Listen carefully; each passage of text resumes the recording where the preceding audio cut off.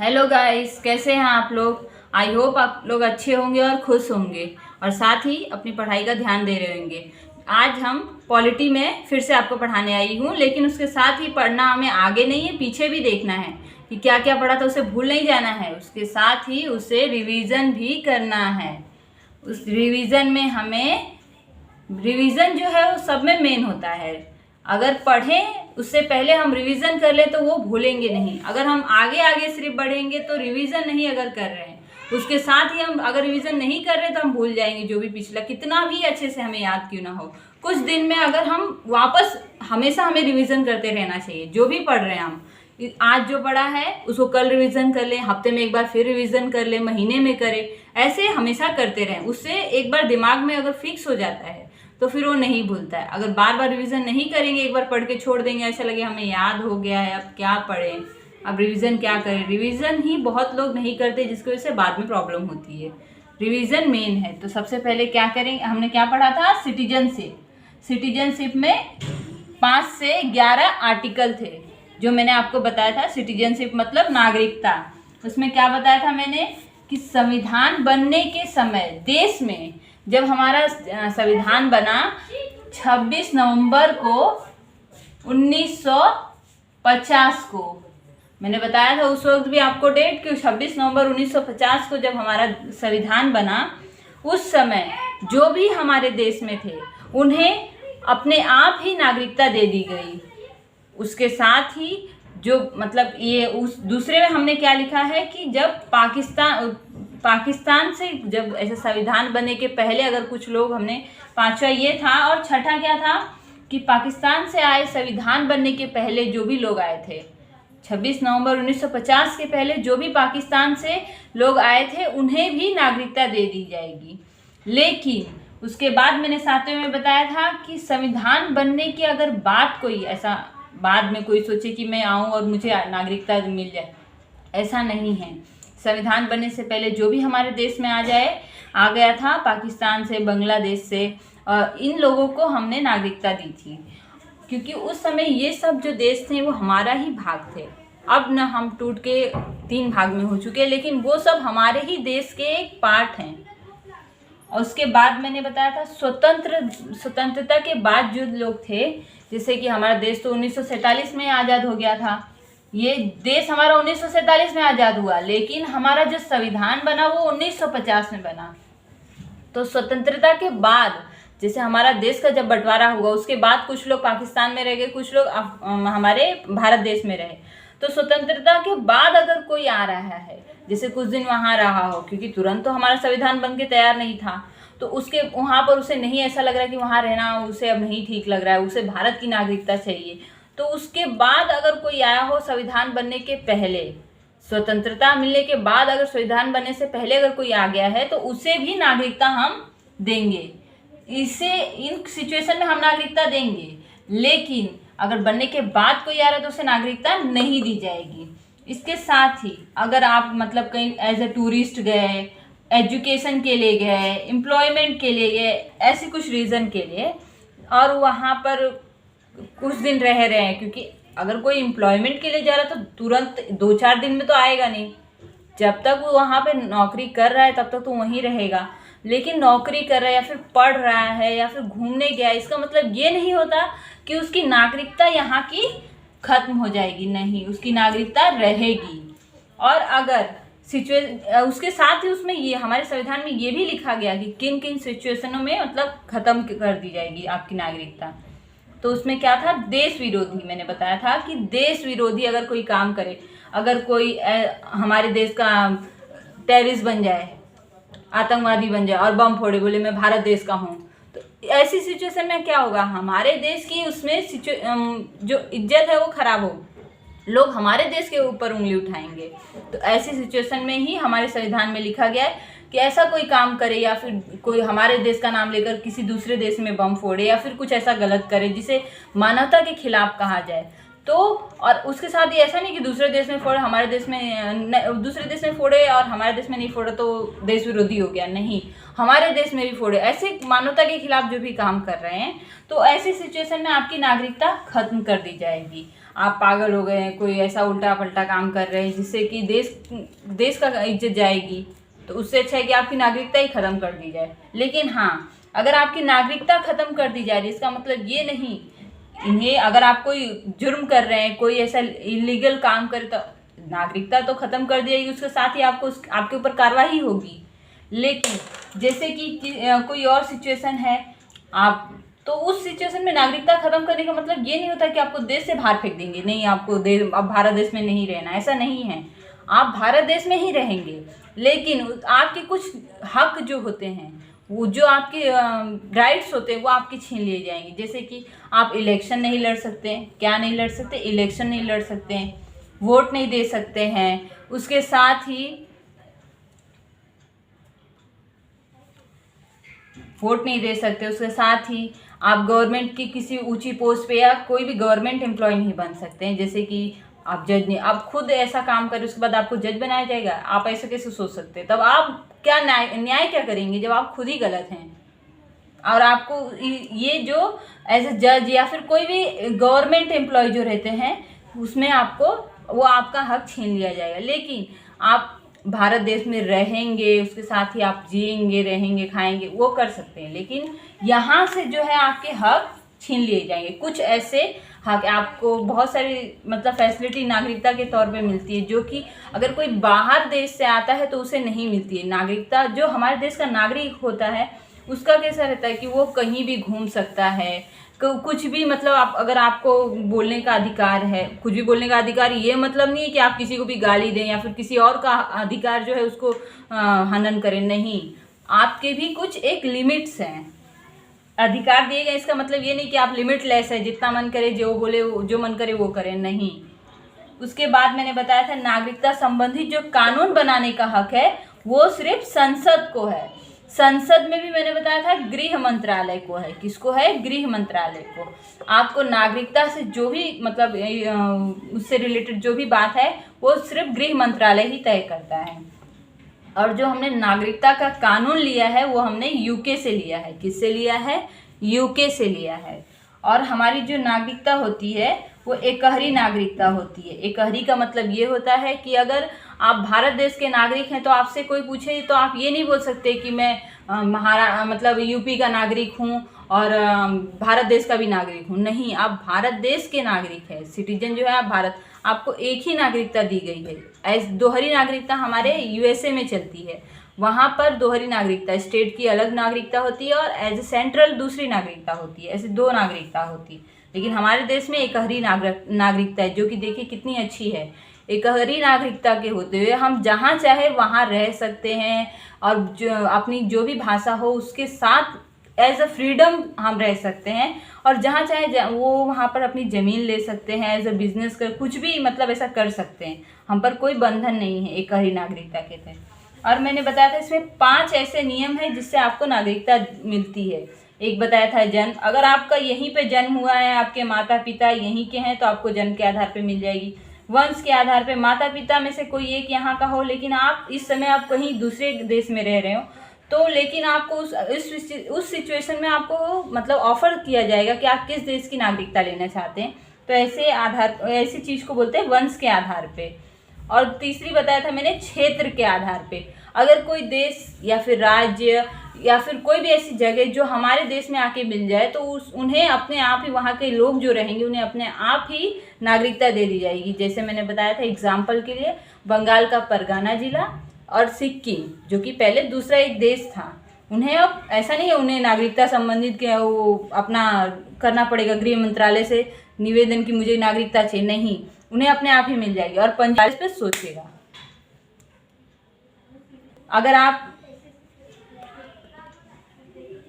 पंजीकरण में 5 साल के लिए अगर आप यहाँ पर रह रहे हैं, उसके बाद गृह मंत्रालय आप पर विचार विमर्श करेगा, आप अपना पंजीकरण करवाएंगे कि मुझे यहीं की नागरिकता चाहिए।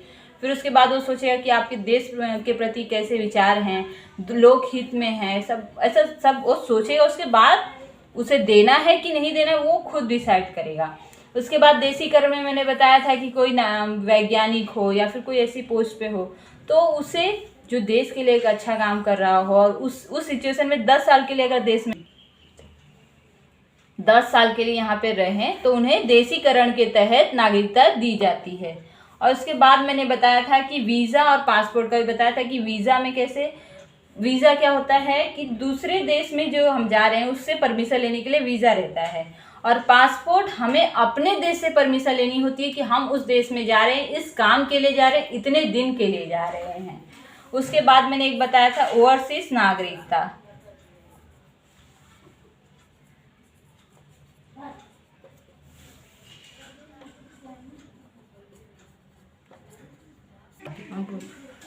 ओवरसीज नागरिकता के तहत लक्ष्मी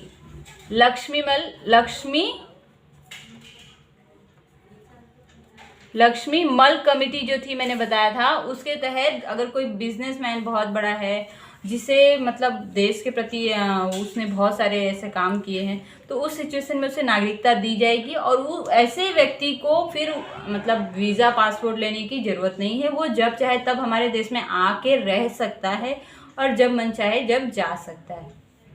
अब हम आगे पढ़ाएंगे। अब मैं आपको पढ़ाऊंगी भाग 3 जो कि हमारा अगला टॉपिक है। इसमें भाग यानी पार्ट बताया था मैंने। इसमें क्या आते हैं हमारे मूल अधिकार।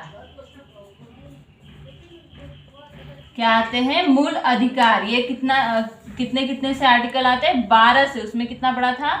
5 से 11 पढ़ा था। तो अब बचा क्या है? 12 से 35। कितना आता है? 12 से 35। तो जो हमारा इसमें पहले मैं आपको इसके अंदर जो इन्फॉर्मेशन है वो बताती हूँ, उसके बाद आर्टिकल हम 12 से पढ़ना स्टार्ट करेंगे। तो पहले मैं बता दूं कि ये जो होता है हमारा मूल अधिकार, इसके लिए हम मूल अधिकार के लिए हम हाई कोर्ट और सुप्रीम कोर्ट और हाई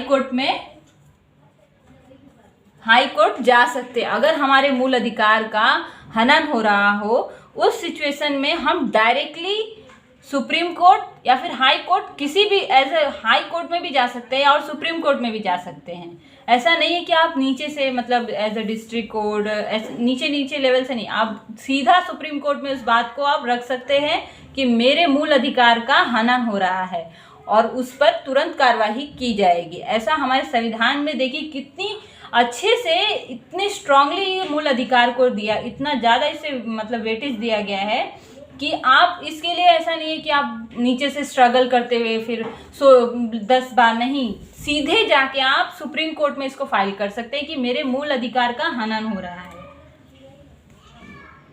है। हमारा जो मूल अधिकार है ये हमने कहाँ से लिया है? यूएसए से, यानी कि अमेरिका से। कहाँ से लिया है? यूएसए से। और मूल अधिकार किन सिचुएशनों में, मतलब इसे मूल अधिकार को कब कब निलंबन यानी रोका, कुछ समय के लिए रोका जा सकता है। मूल अधिकार को किस सिचुएशन में? अगर आपातकाल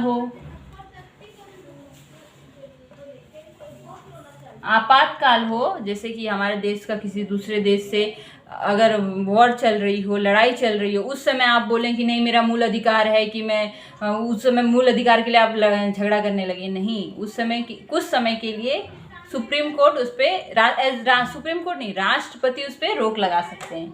आपातकाल की सिचुएशन में कुछ समय के लिए उसे रोका जा सकता है और ये रोकने का काम कौन करता है? राष्ट्रपति। आपके मूल अधिकार को निलंबित करने का काम राष्ट्रपति करते हैं। और उसके साथ ही अगर मूल अधिकार, आपका मूल अधिकार, जैसे मेरा मूल अधिकार है कि मैं मतलब कहीं भी वो कुछ भी मेरा जो मुझे कुछ प्रॉब्लम है तो या फिर कुछ भी बात है जो मुझे गलत लग रही है तो मैं उसके खिलाफ एक्सप्रेस कर सकती हूँ, अभिव्यक्ति कर सकती हूँ। तो इसका मतलब ये नहीं कि मैं कुछ भी बोल सकती हूँ, किसी और का मूल अधिकार हनन कर सकती हूँ। नहीं, ऐसी कोई नियम नहीं है कि मेरा मूल अधिकार उस समय रोका जाएगा जब मेरा मूल अधिकार किसी और के मूल अधिकार का हनन कर रहा हो। तो मूल अधिकार देने के साथ साथ हमारे संविधान कर्ताओं ने ये भी कहा है कि आपका मूल अधिकार है, तो इसका मतलब ये नहीं कि आप किसी और के मूल अधिकार का हनन करें, नहीं। उस सिचुएशन में अगर हनन कर रहे हैं तो हमारे मूल अधिकार को उस समय रोका जाएगा। जो हमारा मूल अधिकार है उसका हनन अभी हाल ही में कोरोना काल में हुआ था। सबको लॉकडाउन के तहत घर में रहने का पूरा स्ट्रिक्टली एकदम कहा गया था कि नहीं, घर में ही रहना है। उस समय हमारे मूल अधिकार को रोका गया था। और मूल अधिकार जो है उसका प्रतिबंध कब लगाया जाएगा? ये तो निलंबन था, ये मैंने बताया था कि निलंबन किन सिचुएशन में, आपातकाल की सिचुएशन में लगाया जा सकता है कि इसके साथ ही प्रतिबंध यानी रोक दिया जाएगा एकदम से। जैसे कि अगर मेरा कोई मूल अधिकार किसी सिचुएशन में अगर किसी को मतलब तकलीफ हो, उस जैसे कि 3 तलाक हो, उसमें वो कैसा था कि एज अ व्यक्तिगत मूल अधिकार था, तो उसमें कैसा रोका गया उसे। क्यों? क्योंकि वो एक मूल अधिकार व्यक्तिगत होने के साथ ही महिलाओं के मूल अधिकार का हनन था। मूल अधिकार होने का ये अर्थ तो नहीं है कि आपका मूल अधिकार किसी और का मतलब रोका है। इसलिए 3 तलाक पर रोक लगाया गया। और रोक लगाने के लिए आप डायरेक्टली नहीं, ऐसा नहीं कि आज से मूल अधिकार ये वाला बंद, ऐसा नहीं होता है। संसद में जाके आपको उसके लिए संशोधन करना पड़ता है। संसद में जाकर संशोधन करके तब रोका जाता है।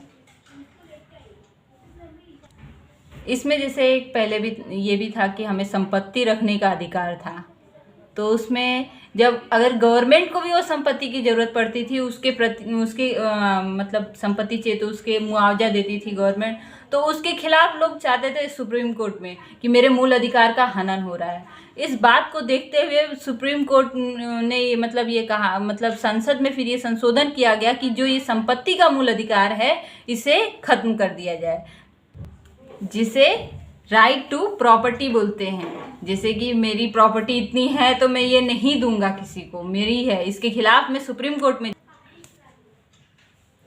उसमें कैसा था, जैसे कि पहले प्रॉपर्टी का अगर जो राइट था उसके तहत जब रेलवे कहती थी कि मुझे ये ज़मीन दे दो, ये प्रॉपर्टी दे दो, मैं इसमें रेल की जो लाइन होती है वो बिछाने के लिए, तो लोग उसके खिलाफ जाके सुप्रीम कोर्ट में मतलब अर्जी करते थे कि मेरी जो मूल अधिकार है उसका हनन हो रहा है।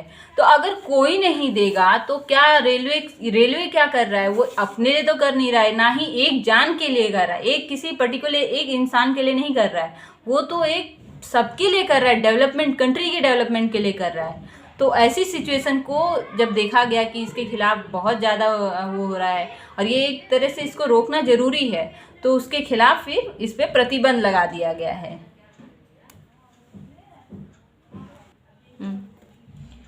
जो मूल अधिकार है वो कोर्ट में मूल अधिकार के खिलाफ मतलब अगर हनन हो रहा हो तो उसके लिए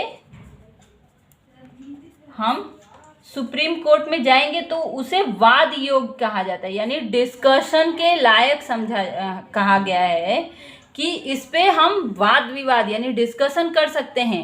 मैं कह सकती हूँ कि मेरा ये मूल अधिकार क्यों आपने हनन किया, तो वो भी वो मतलब जो सामने जो भी इंसान रहेगा वो कहेगा कि इस वजह से, मतलब इस पे हम बात कर सकते हैं, डिस्कशन कर सकते हैं कि इस वजह से, इस कारण से हम आपस में इस बात पे डिस्कशन कर सकते हैं। और इसके साथ ही इसे जो मतलब ये अगर इसका हनन हो रहा है ये वाद योग्य है, वाद योग्य यानी डिस्कशन के लायक है और ये फोर्सिएबल है।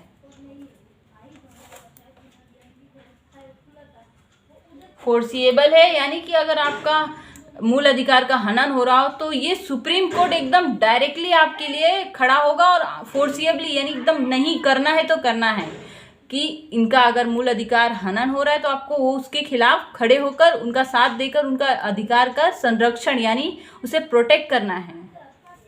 और उसके बाद मैंने बताया इसमें है कि जो मूल अधिकार है उसका संरक्षण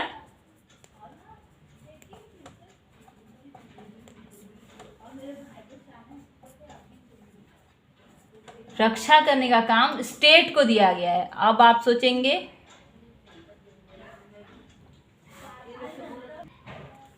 स्टेट को दिया गया। अब स्टेट में आप सोचेंगे कि ये हमारी स्टेट जैसे कि यूपी, बिहार, महाराष्ट्र, गुजरात, ये सब स्टेट नहीं, ये कॉन्स्टिट्यूशन की भाषा है। इसमें स्टेट का मतलब ये स्टेट नहीं होता है, इसमें स्टेट का मतलब होता है हमारा सेंट्रल गवर्नमेंट। सेंट्रल, इनको सबको रक्षा करने के लिए स्टेट गवर्नमेंट, स्टेट जो होता है हमारा। और उसके बाद आता है जैसे कि हमारी रेलवे हो गई, ये वैसे लोग जिनका अपना ही एक नियम हो, लेकिन उन्हें मतलब ऐसा अधिकार दिया है कि आप मूल अधिकार का ना हनन करके कुछ ऐसी कंडीशन रखिए जिससे एक तरह से नियम कानून बना रहे, लोग मतलब अच्छे से जी रह सके। और उसके बाद आता है हमारी इलेक्ट्रिसिटी जो होते हैं,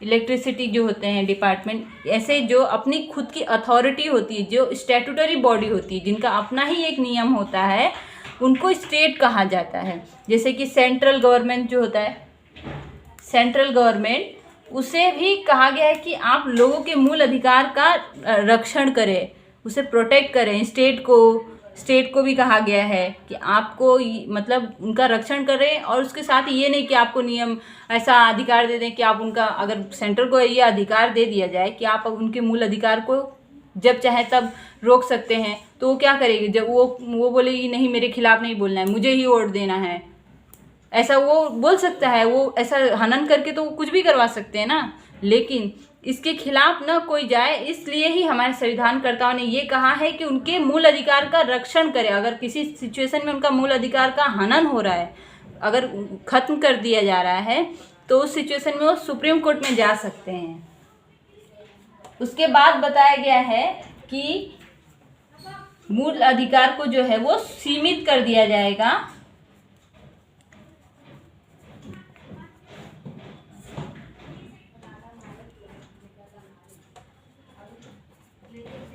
सीमित किया जाएगा अगर, मैंने जैसे कि उधर बोलते वक्त तो आपको बता ही दिया था कि, लेकिन ये हो गया हमारा 12वां। अब आप इसके आगे नंबर लगा लेना, 13वां, 14वां, नहीं ये नहीं, यहाँ से वाद योग मूल अधिकार के लिए आप सुप्रीम कोर्ट में, यहाँ से 12वां, 13वां, ये है 14वां, यहाँ से नहीं, ये 12वां, ये तो मैंने उसकी जो मतलब डिटेल्स दिए हैं। सीमित किया जाएगा अगर आपका मूल अधिकार किसी और के मूल अधिकार का हनन ना करे, तो उस सिचुएशन में आप अपने मूल अधिकार का पूरी तरह से मतलब फॉलो कर सकते हैं। लेकिन अगर वो किसी के मूल अधिकार का हनन कर रहा है, तो उस सिचुएशन में आपका मूल अधिकार सीमित कर दिया जाएगा, सीमित कर दिया जाएगा, यानी रोक दिया जाएगा। आपका मूल अधिकार है, इसके लिए ये नहीं है कि आप दूसरे का मूल अधिकार छीन लें। उसके बाद मैंने बताया इसमें है कि कानून के आगे जो है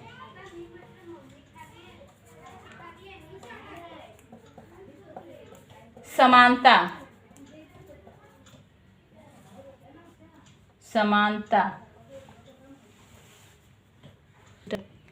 कानून के आगे जो समानता का अधिकार है, ये सिद्धांत एवी डेसी ने दिया है। किसने दिया है? एवी डेसी। ये एग्जाम में पूछा जाता है, ये इसका सिद्धांत जो दिया है एवी डेसी ने। ये आप अच्छे से नोट्स बनाना। मैं देखिए कितना अच्छे से लिख के बता रही हूँ, इसलिए क्योंकि आप लोग यहीं पे नोट्स बनाएं। नोट्स जो होती है वो हम अपने हिसाब से बनाते हैं, वो हमें याद करने में आसानी रहती है, रिवीजन के लिए बहुत ही आसानी रहती है। तो देखिए यहाँ पे मैंने बताया ये एवी डेसी, इसको स्टार मार्क कर दे रही हूँ।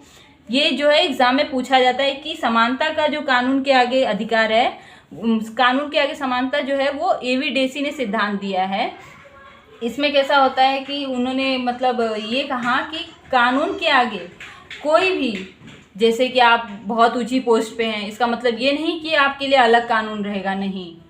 अगर आपके लिए ऐसे सिचुएशन में आप एकदम नॉर्मल जैसे सारे नागरिक होते हैं, वैसे आप पर भी सारे नियम कानून लगेंगे। उस समय आप एक बस जैसे आपके ऊपर कोई मुकदमा चल रहा है तो आप बस विक्टिम हैं।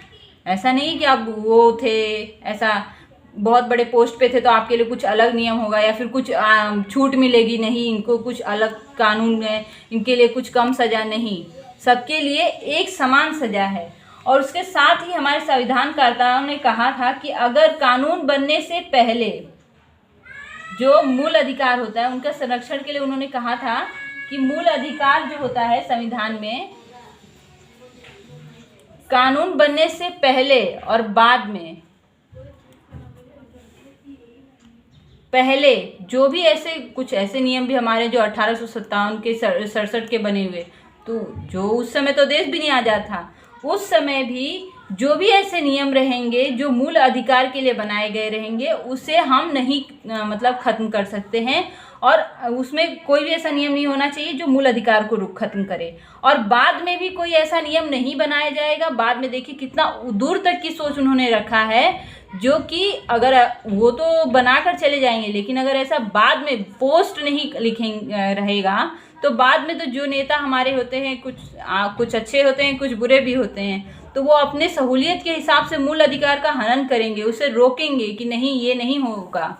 तो इसलिए उन्होंने स्ट्रिक्टली लिखा है कि बाद में भी जो इन फ्यूचर अगर संविधान बन गया है, रहे संविधान तो हमेशा के लिए है, संविधान तो नहीं न गया, बनाने वाले चले गए हैं तो क्या हुआ, लेकिन उन्होंने इतनी बखूबी से बनाया है कि अगर बाद में भी कोई ऐसा नियम नहीं बनेगा जिससे मूल अधिकार का हनन हो।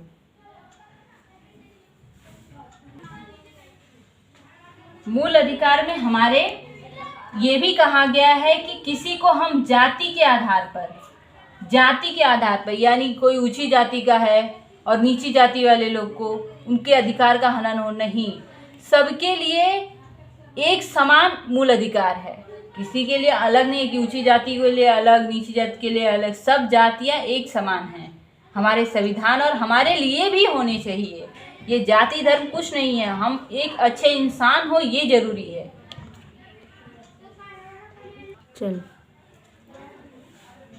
हमें ये नहीं याद रखना कि हम किस जाति के हैं, कहाँ के हैं, ये नहीं याद रखना है। हमें बस यही याद रखना है कि हम सब एक इंडियन हैं, एक भारतीय है, हम सब एक हैं, कुछ नहीं हमें ऊपर नीचे ऊंचा नीचा कुछ भेदभाव नहीं हो। उसके बाद मैंने बताया था धर्म के आधार पर, मेरा धर्म अच्छा है, मेरा धर्म उसका धर्म बुरा है, ऐसा धर्म के आधार पर भी कोई भेदभाव न किया जाए, उसमें 15वें में ये किया गया है। और लिंग के आधार पे, लिंग यानी कि जैसे कि ये वुमेन्स के लिए उनको प्रोटेस्ट उनको किया जाए, लिंग के आधार पर, जैसे कि हमारे यहाँ मतलब धरती पे 3 लिंग रहते हैं, मैन वुमेन और एक फीमेल मेल और ट्रांसजेंडर, 3 लिंग होते हैं। तो उस आधार पे भी आप किसी को भेदभाव नहीं कर सकते हैं। जैसे कि अगर कोई महिला है या फिर ट्रांसजेंडर तो उन्हें एब्यूज़ नहीं कर सकते हैं, उन्हें किसी भी चीज़ के लिए दबा नहीं सकते। उनके भी मूल अधिकार उतने ही हैं जितने कि एक मेल के होते हैं, सबके ही समान अधिकार होते हैं, किसी को किसी के अधिकार छीनने का कोई ही भी हक नहीं है। उसके बाद मैंने बताया था स्थान के आधार पे, स्थान के आधार पे भेदभाव, जैसे कि मैं कोई अलग अलग स्टेट के लिए, आजकल कुछ समय पहले हुआ था कि महाराष्ट्र में कुछ बिहारियों को उनको ये कह के मारा पीटा गया था और भगाया गया था कि क्योंकि आप बिहार के हो, वो बिहार के नहीं हैं, हम वो ना बिहार के हैं, ना कोई कहीं का है, ना महाराष्ट्र का है, हम सब भारत के हैं, इंडिया के हैं। तो स्थान के यानी कोई जगह के कंडीशन पे भी आपका भेदभाव नहीं किया जा सकता है। 15वें में ये लिखा गया है। और 16वां जो है हमारा कि लोक नियोजन,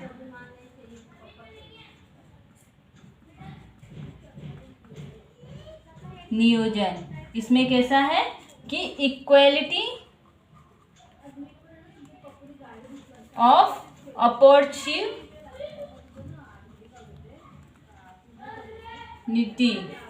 मतलब इसमें कैसा है कि अगर कुछ कंडीशन में मतलब आरक्षण दिया जाता है, रिजर्वेशन दिया जाता है, जैसे कि जाति के आधार पे दिया जाता है। ध्यान दीजिए इस बात पे कि धर्म के आधार पे किसी को रिजर्वेशन नहीं दिया जाता है कि मुस्लिम धर्म को या हिंदू धर्म को या फिर बुद्ध धर्म, ऐसे मतलब किसी धर्म के आधार पे किसी को रिजर्वेशन या फिर आरक्षण नहीं दिया जाता है, जाति के आधार पे आरक्षण दिया जाता है। ये जरूरी भी है। अगर हम उनको आरक्षण नहीं देंगे तो जो ऊंची जात है वो तो पहले से ही बहुत ऊंचे हैं, जैसे कि ये ऊंची जात है ये तो पहले से ऊंचे हैं, और इन्हीं को आरक्षण देंगे तो ये तो और ऊपर हो जाएंगे, और ये नीची जात और नीचे हो जाएगी। इसलिए हम ये इक्वलिटी लाने के लिए हम इन्हें, ये तो अपने आप बढ़ रहे हैं, इन्हें भी एक आरक्षण देके बढ़ाने की कोशिश है हमारे कॉन्स्टिट्यूशन कर्ताओं की, जो संविधान निर्माता थे उनका, कि सबको बराबर किया जाए। तो जाति के आधार पे जैसे गवर्नमेंट जॉब में होते हैं आरक्षण, कि जो नीचे हैं उनको नीचे शेड्यूल कास्ट और शेड्यूल ट्राइब हैं, ओबीसी हैं, इनको जनरल कैटेगरी वाले लोग को कोई रिजर्वेशन नहीं होता। और आजकल तो एक और आ गया है इकोनॉमिकली बैकवर्ड क्लास, इनके लिए एक आरक्षण यानी रिजर्वेशन दिया जाता है कि इनको भी ऊपर किया जाए, उनके बराबर किया जाए, समानता लाया जाए सब में। ये जरूरी भी है, अगर ये ना हो तो फिर ये जो गैप है वो और ज़्यादा ही बढ़ जाएगा, जो कि हमें कम करना है, इसलिए ये आरक्षण भी जरूरी है। और 17 में हमारा है छुआछूत। छुआछूत टचेबिलिटी आपने सुना ही होगा। टचेबिलिटी जैसे कि ऊंची जात वाले लोग का पहले का ये नियम था कि अगर आप ऊंची जात हैं तो आपको नीची जात वाले छुएंगे नहीं, छू दे तो उनकी मतलब धर्म है, उनका धर्म भ्रष्ट हो जाएगा, जबकि ऐसा कुछ नहीं है।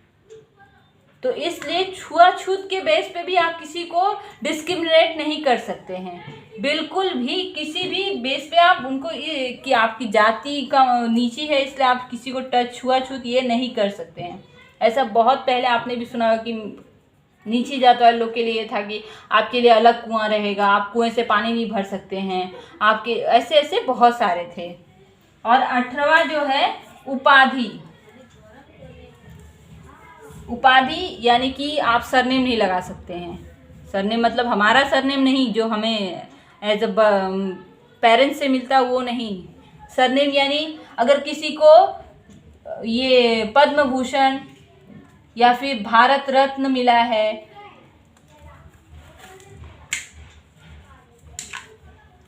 भारत रत्न मिला है तो इसका मतलब ये नहीं कि आप अपने नाम के आगे ऐसे सरनेम लगाएं भारत रत्न, ये मतलब नाम आगे, ऐसा नहीं कर सकते। इस बात पे रोक लगाई गई है। लेकिन उसके साथ ही एजुकेशन के आधार पे, एजुकेशन और रैंकिंग के आधार पे,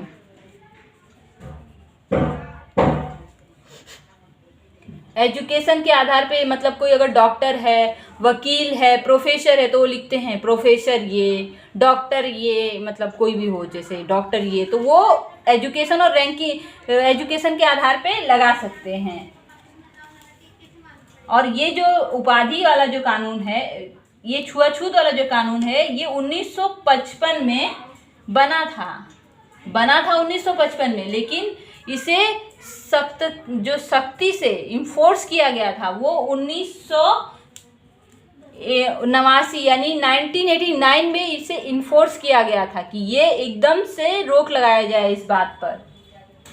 तो इसके साथ ही मैं आज का लेक्चर यहीं पे ख़त्म कर रही हूँ। आज मैं 18 तक ही पढ़ा रही हूँ, अगले लेक्चर में आगे पढ़ाऊँगी। अब मैं रिवीजन करवाती हूँ आपका। तो भाग 3 यानी पार्ट 3 में मैंने क्या बताया था, मूल अधिकार। अगर कॉन्स्टिट्यूशन में हमारे लिए एक एज अ नॉर्मल पर्सन के लिए कुछ है तो वो ये ही मेन है। 12 से लेके 35 तक जो आम नागरिक हैं, जो आम सिटीजन हैं, उनके लिए ये मेन है, ये ही जो है तो यही है। तो पहला मैंने क्या बताया था, मूल अधिकार के लिए आप सुप्रीम कोर्ट और हाई कोर्ट में जा सकते हैं। और मूल अधिकार जो हमने लिया है वो यूएसए से लिया है। और उसके बाद बताया मैंने मूल अधिकार जो है वो कब निलंबित किया जा सकता है, यानी कुछ समय के लिए उसे रोका जा सकता है, जैसे कि आपातकाल के समय अगर कहीं वॉर हो रही हो हमारी कंट्री के साथ, तो उस समय हम अपने जो मूल अधिकार के लिए नहीं लड़ सकते कि नहीं मुझे मूल अधिकार चाहिए। एग्जाम्पल के लिए मैंने बताया कि जैसे कि आपातकाल की अभी सिचुएशन आई थी हमारे कि कोरोना, जिस समय हमारे मूल अधिकार को कुछ समय के लिए रोका गया था, और इसे रोकने का काम जो था वो राष्ट्रपति करते हैं। और अगर किसी के और का मूल अधिकार का हनन हो रहा हो तो उस सिचुएशन में आपके मूल अधिकार को रोक दिया जाएगा। और प्रतिबंध कब लगाया जाता है, कैसे लगाया जाता है कि अगर आप किसी का हनन करें तो उस सिचुएशन में प्रतिबंध लगाने का अधिकार संसद में संशोधन करके, जैसे मैंने बताया कि 3 तलाक और प्रॉपर्टी वाला मैंने बताया कि राइट टू प्रॉपर्टी जो था कि उसमें वो रोकना जरूरी था, तो उसके लिए संसद में संशोधन करके बना सकते हैं। और मूल अधिकार फिर मैंने 12वां जो मूल अधिकार, ये तो उसके डिटेल्स है, ये जो भी है ये सब डिटेल्स है, इससे रिलेटेड मैंने कुछ इंपॉर्टेंट पॉइंट्स बताए। और 12 मैंने बताया कि मूल अधिकार के लिए हम सुप्रीम कोर्ट को में कहा गया है कि वो वाद विवाद योग्य यानी डिस्कशन के लायक है, वो फोर्सिएबल है, वो एज अ मतलब उस पर डायरेक्ट एक्शन लेना जरूरी है, उसे फोर्स कर दिया जाता है कि नहीं, मूल अधिकार का अगर हनन हो रहा है तो आप उसे तुरंत की तुरंत उस पर कार्रवाई यानी एक्शन ले। 13 बताया मूल अधिकार की रक्षा जो है वो स्टेट, सेंट्रल और जैसे ये स्टैट्यूटरी बॉडी होती है जिनके अपने ही नियम कानून होते हैं, वो उस बात का रक्षण करेंगे, कुछ नियम कानून लगाएंगे जिससे समाज के अंदर रहना और चलाना आसान हो, लेकिन मूल अधिकार का हनन नहीं करेंगे। तो इनकी रक्षा करने का मतलब जो जिम्मेदारी है वो सेंट्रल, स्टेट जैसे स्टैट्यूटरी बॉडी है उनको दी गई है। और मूल अधिकार को जो सीमित किया गया है वो मैंने बताया कि अगर आपका मूल अधिकार किसी और के मूल अधिकार का हनन कर रहा है तो उस सिचुएशन में आपके मूल अधिकार को सीमित कर दिया जाएगा, रोक दिया जाएगा। और कानून के आगे जो है समानता, उसमें कोई ऐसा नहीं कि बहुत ज़्यादा कोई ऊंची पोस्ट पे तो उसके लिए अलग नियम, सबके लिए एक नियम। और मैंने बताया कि मूल अधिकार जो है उसमें मूल अधिकार के लिए जो हमारे 3 भाग में लिखा गया है कि संविधान बनने से पहले और बाद में भी कोई भी ऐसा नियम कानून नहीं बनना चाहिए जिससे मूल अधिकार का हनन हो सके, उसके लिए सबका एक बराबर और जाति और धर्म के आधार और या स्थान के आधार पे किसी का मतलब नहीं भेदभाव नहीं कर सकते हैं। 16 में है लोक नियोजन यानी जो नीचे है उनके लिए एक बराबर करने के लिए इक्वालिटी, बराबर मतलब अपॉर्चुनिटी उस आधार पे दी जाती है। छुआछूत पे पूरी तरह से रोक लगाया गया है। उपाधि आप धारण नहीं कर सकते हैं, जैसे भारत रत्न, ऐसा कोई उपाधि नहीं। तो इसके साथ ही आज का लेक्चर यहीं पे ख़त्म हुआ। और आपको अगर लेक्चर अच्छा लग रहा है, आपको ऐसा लग रहा है कि आपके लिए बहुत ही लाभदायक रहा, बहुत ही, तो आप शेयर और सब्सक्राइब और लाइक करना बिल्कुल ना भूलें। जितना ज़्यादा आप शेयर करेंगे देश में उतनी ज़्यादा ही एजुकेशन बढ़ेगी, लोग एजुकेटेड होंगे, अच्छी सोच होगी। तो भूले ना बिल्कुल भी उसे शेयर और सब्सक्राइब करना। इसके साथ ही थैंक यू, बाय।